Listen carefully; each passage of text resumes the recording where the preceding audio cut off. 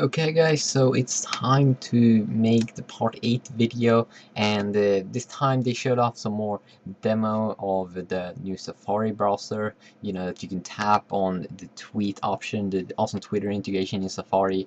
It's perfect, and that you now have this tabbed browsing. Amazing. So they showed off that, and I'm not sure how that's going to work on, let's say, the iPhone and iPod Touch, because that's a smaller screen. So not kind of sure how tab browsing is going to work there, but on iPad I assume that it's going to be kind of good, kind of perfect. Then they showed off a new feature called reminders.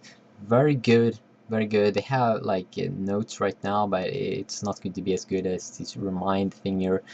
You can store, 20, no, a lot of things, and then you could, assign dates and a location, and it's just awesome that they are, making a reminder little tool there, because I really need one, so that would be kind of good. Also syncing across devices, perfect that they've added that. And then we have some camera updates, and this is kind of exciting. I now have an iPod Touch that doesn't have any camera because it's a 3G, but they are making some pretty awesome updates to the camera here. So Flickr, the Flickr popularity is kind of huge right now with iPhone 4, like the most popular camera.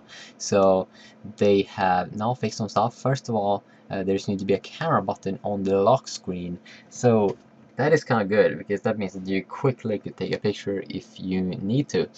So you just tap it, and then you are in the camera app. And as you see here, the most used camera on Flickr is the iPhone 4, or it's going to be. So that is really cool. And as you see here, lock screen shortcut, here you can see it. And I'm not sure if they are, the unlock little thingy here is going to be a little smaller. So I think that's going to be a thing that you're going to have only if you have a camera. Not kind of sure how it's going to look like if you don't have a camera. Let's say iPod Touch 3G users, I mean, they have to have iOS 5, so I'm not sure. And then, like, if you have a set of passcode, you could, directly take a new photo. You don't even have to enter it, but the other pictures are safe. You can't like look at them, but yeah, that's how it's going to look like. And also now you could use the volume up button to use it as a shutter button, and I mean, applause there, because apparently a lot of people want to use the volume up to take a picture. So very good there. Also, they've added some things like pinch to zoom if you want to do that right in the app, and you can optimize some things. You could edit the exposure settings by just using touch. So very good here. Also, you can edit like your pictures on your device right now. Now I know that there are like other apps that could do this, but this is like an official app here, right? You can like do simple stuff like crop, rotate, and reduce that red eye. So also you have this one-click enhance if you don't want to edit, and you just want to make it quick.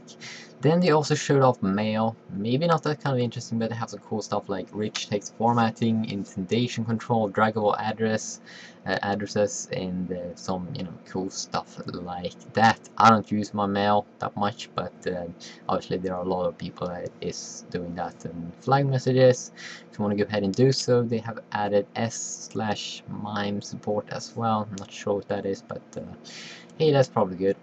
And also something pretty cool here, they've added a built-in dictionary in the OS, and this is something that will work in like all of the apps.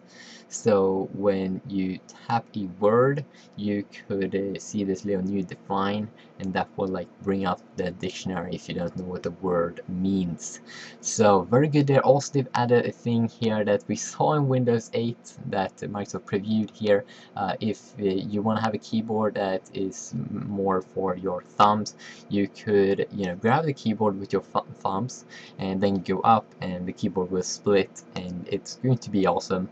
And as you can see, they're really focusing a lot on the iPad, this iOS 5, really a lot of focus on the iPad, and I like that. I need to get one of those.